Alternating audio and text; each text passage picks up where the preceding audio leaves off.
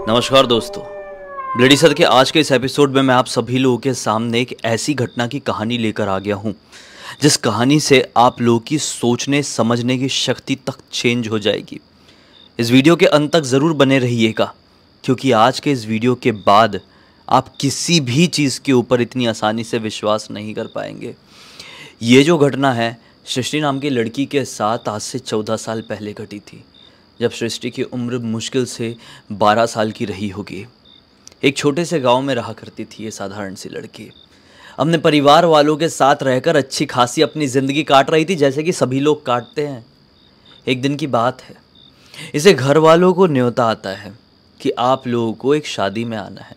ये शादी किसी नज़दीकी रिश्तेदार की थी, लेकिन पता नहीं क्यों सृष्टि का उस शादी में जाने का बिल्कुल भी मन नहीं किया।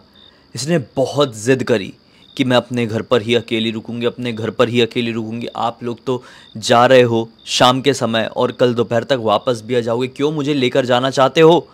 दरअसल सृष्टि ने हमेशा से ही अपने पहचान वाले भैया दीदी लोगों को देखी हुई थी कि कैसे उनके घर के लोग जब कहीं बाहर जाते हैं तो कैसे आस पड़ोस के जो भैया दीदी लोग रहते हैं वो अपने घर पे अकेले रहते हैं। यार कितना एंजॉय करते होंगे। घर पे अकेले रहने का भी एक अलग ही चार्म होता है, इसलिए इसको बहुत ज़्यादा मन कर रहा था अकेले रहने का। इसलिए इसने इस शादी में जाने से कम्प्लीटली इनकार कर दी। बेचारी नहीं जानती थी ना ये उसकी ज़िंदगी का कितना गलत डिसीजन साबित होने वाला है। इसे घर वाले जैसे तैसे करके मान जाते हैं और शादी में इसे अपने घर पर अकेला छोड़कर निकल जाते हैं। इसे घर में शायद 5 लोग रहते थे, ये, इसके मम्मी पापा, इसके चाचा चाची, बस सब लोग 4 लोग शादी में चले गए। ये 5वीं लड़की अकेली घर पे रुकी हुई है। शाम के वक्त की बात है, इसे घर के सामने कोई दरवाज़ा खटखटाता है। ये घर पर अकेली बैठी हुई थी और टीवी देख रही थी। ये दरवाज़ा खोलती है और क्या पाती है कि मोहल्ले पड़ोस की एक बच्ची है जो मुश्किल से ये इस 6-7 साल की होगी। दीदी दीदी दीदी मेला लगा है, जल्दी चलो, सब लोग जा रहे, सब बच्चे जा रहे, मेला लगा है, चलो चलो चलो, ऐसा बोल के भाग गई वहाँ से। ये देखती रह गई, मेला लगा और मुझे पता नहीं चला। दरअसल सृष्टि को बचपन से ही मेला बहुत ज़्यादा पसंद था। जीवन में कभी भी कहीं पर भी मेला जाने का मौका मिलता था तो फर्स्ट डे फर्स्ट शो जाती थी। कभी भी आगे पीछे माहौल होने नहीं देती थी। भले ही घर पे कोई नहीं थे, घर वाले तो अगले दिन आने वाले ना, दोपहर में ताला मार के चली जाऊंगी, क्या फ़र्क पड़ेगा। यही करी उसने। फटाक से ताला उठाई, तैयार वैयार हुई, लॉक करके घर को मेले की तरफ बढ़ चली। अब देखो, इनके गांव में केवल एक ही मैदान था और जितने भी मेले थे उसी मैदान की तरफ लगते थे। कुछ कदम चलने के बाद शाम के 5:30 बजे के आसपास ये उस ग्राउंड में पहुंची जहां पर मेले अक्सर लगा करते थे, लेकिन वहां पर कोई भी मेला नहीं था। लेकिन कुछ 3-4 बच्चों का ग्रुप था। ये बच्चों को इसने कभी पहले नहीं देखी थी। वो बच्चे वहां पर ना खेल रहे थे। कौन सा गेम? मुझे गेम नहीं होता था क्या, जिस गेम में एक के ऊपर एक ऐसा पत्थर रखते हैं और फिर बॉल से मारो, फिर वो गिरेंगे और फिर भागो, आप भागो और फिर जो आपकी टीम वाला रहेगा उसको पत्थर को जमाना रहेगा और जमा देता ये जीत गए। वो वाला गेम ये बच्चे खेल रहे थे। इसने सोची मुझसे मजाक की क्या उस बच्ची ने आके। मुंह लटका के अपने घर की तरफ लौट ही रही थी कि पीछे से एक छोटे से बच्चे ने आवाज़ दिया, दीदी दीदी क्या हुआ, आप यहाँ पे क्यों आई, हमारे साथ खेलना चाहती हो क्या? ये बोलती नहीं नहीं, अरे मुझे किसी ने बताया था यहाँ पे मेला लगा है, मैं इसी सोच में आ गई, लेकिन यहाँ तो सिर्फ तुम लोग खेल रहे हो, मेले वेले का तो कुछ नामो निशान भी नहीं है। लड़का बोलता है दीदी एक बार पूछना भी तो था ना, मेला यहाँ पे नहीं, वो जंगल के पास वाले मैदान में लगा हुआ है। ये सोचती है जंगल के पास वाले मैदान में, वहाँ पे कब से मेला लगने लगा? चलो कोई बात नहीं, थैंक यू, मैं वहीं पे जाती हूँ। और ये बढ़िया खुश होके गाना गुनगुनाते हुए उस जंगल वाले मैदान की तरफ बढ़ चली। जैसे ही वहाँ पर पहुँची तो क्या पाई कि बहुत आलीशान मेला लगा हुआ है, खूबसूरत। इस वक्त तकरीबन 6:15 बज गए थे शाम के और लगभग अंधेरा हो चला था। ये उस मेले की लाइट वाइट देख के भी अट्रैक्ट हुई, उस मेले के अंदर एंटर कर गई। जैसे वो यहाँ पर एंटर करी है तो क्या नोटिस करती है कि यहाँ पे अजीबोगरीब एक बदबू फैली हुई है, लेकिन ढेर सारी दुकानें और ढेर सारे झूले हैं जिसका मज़ा छोड़ने का रिस्क ये बिल्कुल भी नहीं उठाना चाहती थी। ये उस स्मेल को सहते हुए अंदर एंटर कर गई। पहले एक दुकान दिखाई दी, वहाँ पे कुछ सामान देखने लगी, लेकिन क्या पाई, यहाँ पर बिकने वाले जितने भी सामान हैं ये बहुत पुराने पुराने हैं। देख के बड़ी शॉक्ड हुई कि अरे, अपने दुकान में कोई पुराने सामान कैसे बेच सकता है, टूटे फूटे फटे पुराने। इसने जैसे दुकान वाले भैया को देखी तो भैया इसे घूर घूर कर देख रहे थे। ये बड़ी हैरान हुई कि इस दुकान में इतनी भीड़ कैसे लगी है, लेकिन ये जितने भी लोग थे सब इसको तिरछी नज़र से देख रहे थे। इसको यहाँ पे अनकंफर्टेबल फील हुआ। 10-12 साल की लड़की थी भाई, और लड़कियाँ इतनी उम्र में थोड़ी समझदार तो हो ही जाती है। वहाँ से हट गई, अब आगे चली गई कि कोई झूला दिखाए थे, तो एक झूले के पास गई जिसमें घोड़े में बैठो और वो गोल गोल गोल गोल ऐसे घूमते, बहुत सारे घोड़े रहते हैं सर्कल में। ये उस झूले के पास गई ही है तो क्या पाती है कि जितने भी लोग उस घोड़े में गोल गोल गोल गोल झूल रहे हैं सब इसी को देखते देखते झूल रहे हैं। भाई अपना भी तो एंजॉय करो, मुझे ही क्या घूर रहे हो। लेकिन सब इसी को घूरे जा रहे थे। इसको वहाँ पर भी थोड़ा ऑकवर्ड हुआ। फिर ये थोड़ी आगे गई एक दूसरी दुकान में। वहाँ पर तो लिटरली दुकान के अंदर 5-6 लोग बैठे हुए थे और इसे देखकर बड़ी वियर्ड से स्माइल कर रहे थे। इसने सोची कि चलो कोई नहीं, किसी किसी की स्माइल अलग होती है, ये थोड़े नॉर्मल लोग दिखाई दे रहे हैं, इन्हीं से जाके पूछती हूँ कि ये मेले में कुछ खरीदने लायक कहाँ पर मिलेगा। ये उनके पास पहुंची ही है तो उसमें से जो एक आदमी था ना, उसने इसका हाथ पकड़ लिया जोर से और झटके से अपने अंदर की तरफ खींचने लगा। ये घबराकर चिल्लाई और अपना हाथ छुड़ाई है और नॉन स्टॉप वहां से बाहर भागी। बहुत ज्यादा डर गई थी लिटरली। जीवन में पहली बार इस छोटी सी लड़की को इतने अजीब तरीके से किसी आदमी ने ऐसे हाथ लगाया था। चिल्लाते हुए जैसे ही वो वहां से भागी ना, तो क्या नोटिस करिए, पीछे पलट कर देखिए एक बार तो, कि जितने भी लोग थे मेले में सब हल्का हल्का बाहर निकल के इसको देखने लगे।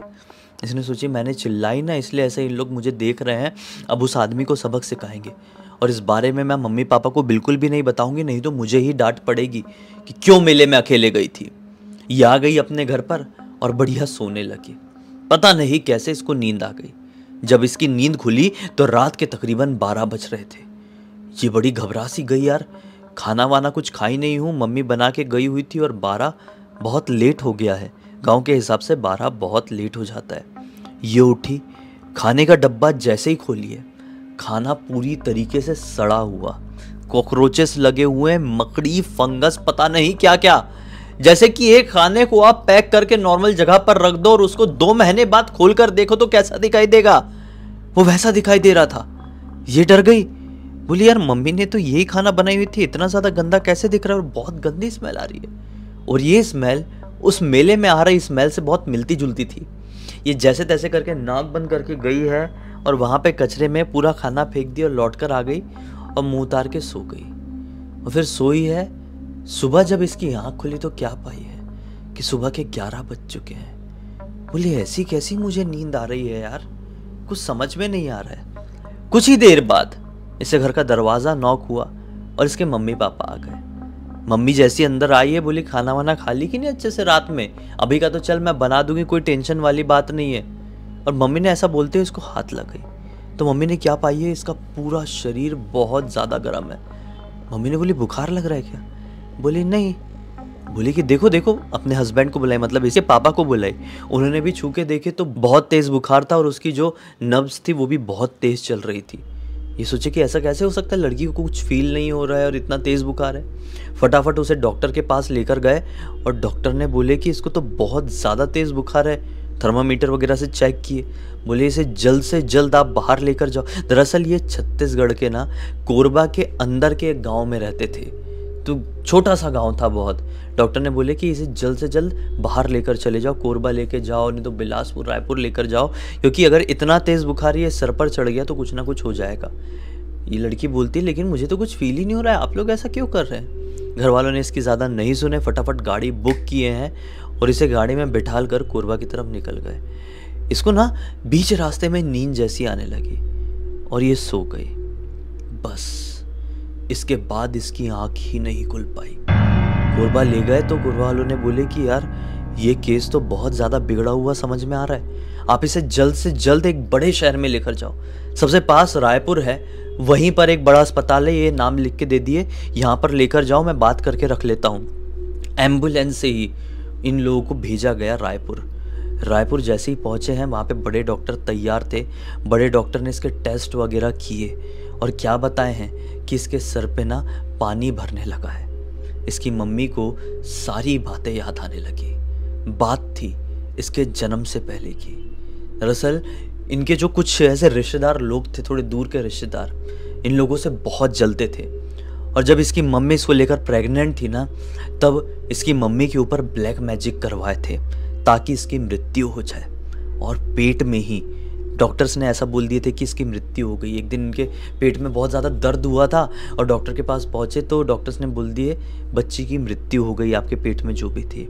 लेकिन सीन ये हुआ, ऑपरेशन करने जैसे ही जा रहे थे तो डॉक्टर्स ने फिर से सोचा हम फाइनली एक बार चेक करते हैं, और चेक किए तो वापस से उसमें जान आ गई थी। डॉक्टर्स ने कहे कि ये मिरेकल है, मतलब भगवान ने आशीर्वाद दिए हैं, स्पेशली आपके लिए भेज रहे हैं इस बच्ची को। उस दिन रो रो कर इसके मम्मी पापा की हालत ख़राब हो गई थी। खुशी के मारे रो रहे थे या गम के मारे, इनको नहीं समझ में आ रहा था, लेकिन इनकी बच्ची की जान बच गई थी और फिर इसका जन्म हुआ था। कितनी उम्र थी? 10-12 साल की। और आज इनके हाथों से ये बेटी जाती हुई इनको नज़र आ रही थी।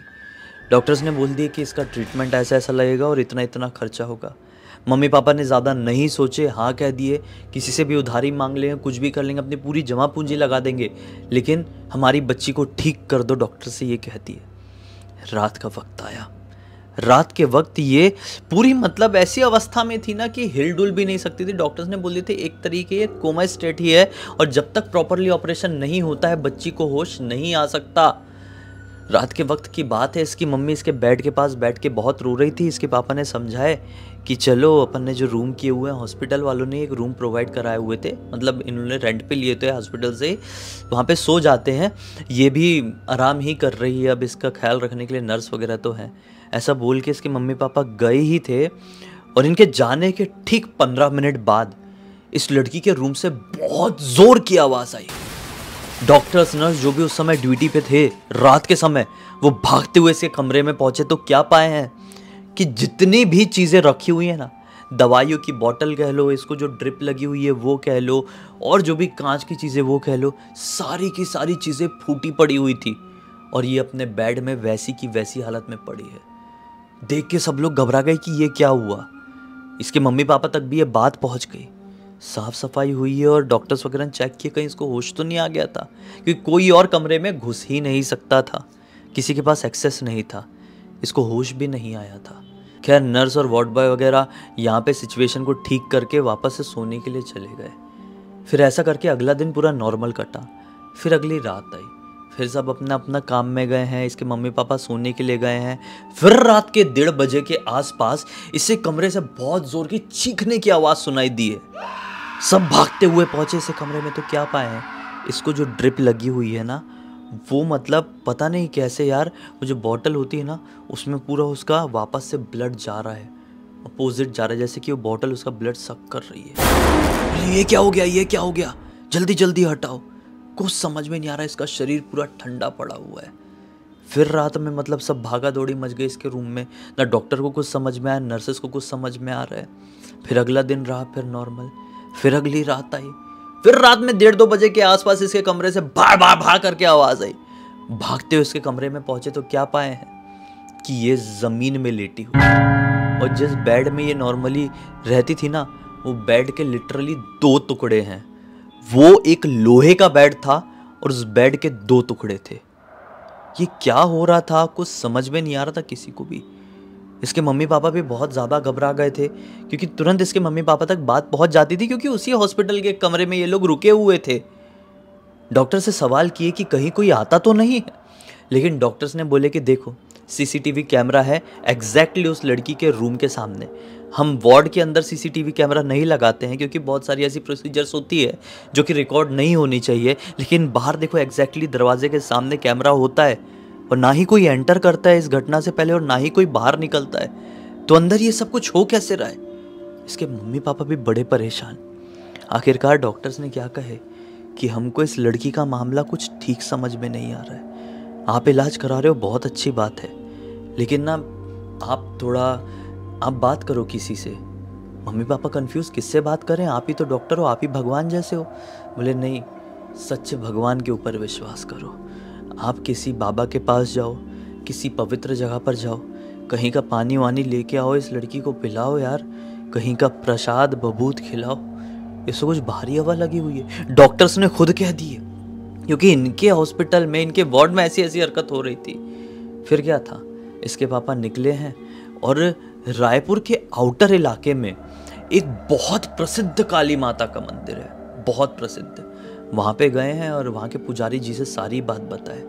पुजारी जी ने बोले कि ठीक है, हम आपको काली माता का चढ़ाया हुआ प्रसाद देते हैं, खिलाइए, देखिए क्या हो सकता है, उनके चरणों में ही रहता है वो प्रसाद। वो लिए हैं। फिर एक शिव मंदिर था बहुत पुराना, वहाँ पर गए हैं।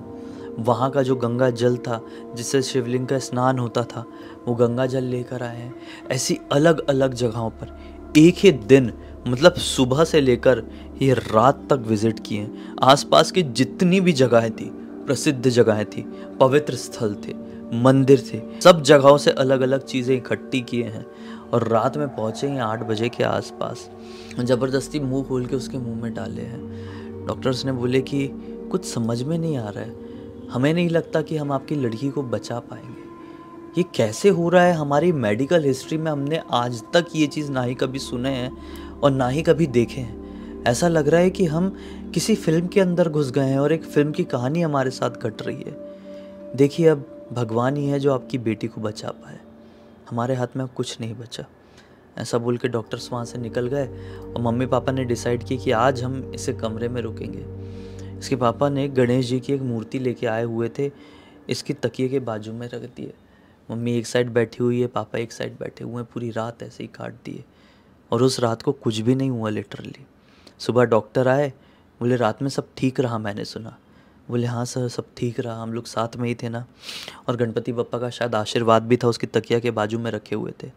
डॉक्टर्स ने उसको टेस्ट किए, मतलब चेक करके देखे। डॉक्टर ने बोले कि इसकी बॉडी में चेंजेस आए हैं और ये पॉजिटिव चेंज है। मिरेकल। भाई भागा दौड़ी मच गई उस हॉस्पिटल में। फिर क्या था, इसके दवाई के डोजेस को चेंज कर दिया गया। आप विश्वास नहीं मानोगे, उस रात के बाद से ठीक 7वीं रात में इसकी तबीयत में इतना सुधार आ गया कि डॉक्टर ने बोल दिए कि अब कभी भी ये होश में आ सकती है। मतलब सिचुएशन ये थी कि अब ये कभी भी मर सकती है, उससे चेंज होकर 7 दिन में ये हो गया कि अब ये कभी भी होश में आ सकती है। आप फटाके फोड़वा दो, मिठाइयां बंटवा दो हॉस्पिटल में, अभी से हम बोल रहे हैं कि इसको बहुत पॉजिटिव चेंजेस आ गए। डॉक्टर्स का ये बोलना हुआ है और ये 8 घंटे बाद पूरी तरीके से मतलब प्रॉपर होश में आ गई है। मतलब लेकिन इसकी बॉडी में एक बहुत वियर्ड चेंज हो गया था। इसकी बॉडी ये पूरी सिचुएशन में ऐसी फूल चुकी थी कि जैसा ऐसा लग रहा था कि इसके शरीर में भी पानी भर गया है। इसी दौरान इसका ऑपरेशन भी हुआ था, सब कुछ हुआ था। लेकिन अब जब ये होश में आ गई तो डॉक्टर्स ने बोल दिए कि अब सब कुछ ठीक है, अब हल्की फुल्की दवाइयाँ ही चलेगी, इसकी बॉडी में बहुत मतलब अनएक्सपेक्टेड चेंजेस आ गए, आप इसे घर पर लेकर जाइए। फिर क्या था, इसे घर पर लेकर गए और कुछ दिनों तक ये दवाइयाँ चली, लगभग 30-35 दिन, और ये फाइनली पूरी तरीके से ठीक हो गई। अब इसकी मम्मी ने इससे पूछी है, बेटा क्या हो गया था, तू कहीं बाहर गई हुई थी क्या जब हम नहीं थे? तो ये बताती है कि हाँ मम्मी, शाम के वक्त घर का दरवाज़ा किसी बच्ची ने खटखटाई और बोली कि मेला लगा हुआ है। मैं मेले वाले मैदान में गई थी तो वहाँ कोई मेला नहीं था, वहाँ पे कुछ बच्चे खेल रहे थे। मैंने उनसे पूछी कि मेला कहाँ पर लगा है, तो उनने वो जंगल वाले मैदान में लगा है बता दिए। मैं वहाँ पर पहुँची तो मेला बहुत अजीब सा था। मम्मी सुन के शॉक्ड, बोली कौन सा मेला बेटा? अपने गांव में ना ही इतने दिनों में कोई मेला लगा है और ना ही किसी भी तरह के मेले लगने की प्लानिंग थी। तुझे विश्वास नहीं होता तो अपने पापा से भी पूछ ले। पापा ने भी सेम बात बोले। पापा का तो मुंह खुला खुला रह गया, ये कैसे हो सकता है? आस पड़ोस के लोगों जिनको भी ये बात पता चली है, सबका दिमाग ब्लैंक कि कोई मेला था ही नहीं, ये कहाँ गई थी, ये क्या एक्सपीरियंस करके आई है। बस भाई, इसका भी दिमाग फ्यूज हो गया वहीं पर। लेकिन फिर भी सिचुएशन संभल गई। लेकिन बहुत खर्चा होने के बाद, बहुत कुछ फेस करने के बाद, इसलिए मैं हमेशा आपसे कहता हूं, उम्र कम है तो कभी भी ऐसा अपने घर वालों के बिना परमिशन के अनजानी जगहों पर, सुनसान जगहों पर घूमने फिरने के लिए मत जाइए, क्योंकि आपको नहीं पता है कि दूसरी दुनिया की शैतानी शक्तियां आपके खिलाफ कौन सी चाल कब रचते। इस पूरी घटना की जानकारी मुझे किसी और ने नहीं बल्कि सृष्टि ने ही इंस्टाग्राम पर लिख कर दी है। मैंने सोचा आप लोगों को बताऊं तो इससे आप लोगों को एक सीख और एक जानकारी भी मिलेगी। तो इसी बात पे अब तक इस वीडियो को देख लिए हैं तो लाइक ज़रूर कर देना, चैनल को सब्सक्राइब करके बेल आइकन दबा के ऑल के ऑप्शन में क्लिक करना, क्योंकि इसी तरह के हैरान कर देने वाले खौफनाक वीडियोस डेली आप लोगों के सामने लेके आता रहता हूँ। इंस्टाग्राम की लिंक इस वीडियो के डिस्क्रिप्शन बॉक्स में मिल जाएगी, क्लिक करके डायरेक्टली वहाँ पर पहुँच जाना। और इसी तरह की कोई भी कहानी, टॉपिक या जानकारी आप लोगों के पास भी है तो लिख भेजना, हो सकता है मेरा अगला वीडियो कल आपके हिसाब से ही बन रहा हो। तो चलिए कल फिर से मिलते हैं, तब तक के लिए बहुत बहुत धन्यवाद। आपका दिन शुभ हो।